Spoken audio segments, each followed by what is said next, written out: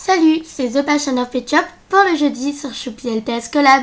Donc le thème de la semaine, c'est de dire ce que l'on va faire pendant les vacances.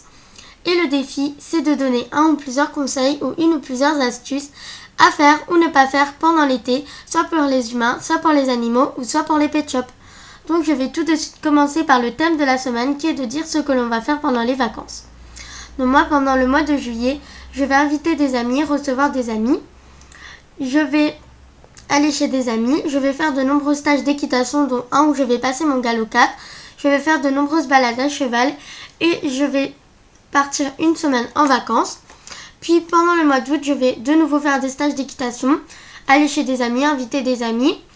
Puis je vais préparer ma rentrée et ça sera la rentrée. Et pendant le mois de juillet ou le mois d'août, je ne sais pas encore lequel, je vais aller au Europa Park, soit avec ma meilleure amie ou soit avec des amis.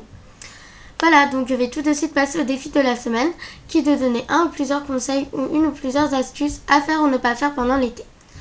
Donc je vais commencer par les pet shops. Donc un conseil, ne mettez jamais vos pet shops dans l'eau, car quand il fait plus chaud ou quand il commence à faire chaud, on a tendance à mettre nos pet shops dans l'eau. C'est une erreur à ne pas faire car après ils rouillent. Voilà. Ensuite, pour les animaux, ne les laissez pas trop longtemps au soleil et donnez-leur régulièrement de l'eau. Et pour les humains, j'en ai plusieurs donc, que j'ai tiré d'un livre, donc je vais vous les dire. Alors, le premier conseil, l'intensité des UV, qui sont les ultraviolets, est liée à l'horaire d'exposition et non à la chaleur ressentie. Lorsque le soleil est au plus haut, les rayons UV sont les plus dangereux. Pour limiter les risques, évitez de vous exposer entre midi et 16 h. Ensuite, le deuxième conseil.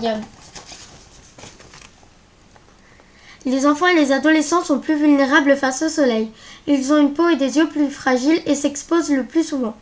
Pour limiter les risques, ils doivent donc être particulièrement protégés.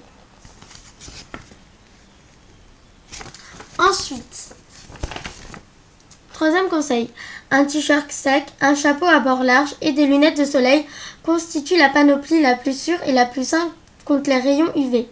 Se couvrir est le meilleur moyen de limiter les risques liés au soleil. Et enfin, pour finir, le dernier conseil.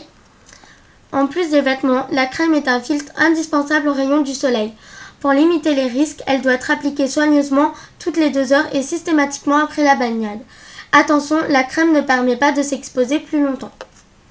Voilà, donc cette vidéo est terminée. J'espère que ça vous aura plu. On se retrouve jeudi prochain. Gros bisous!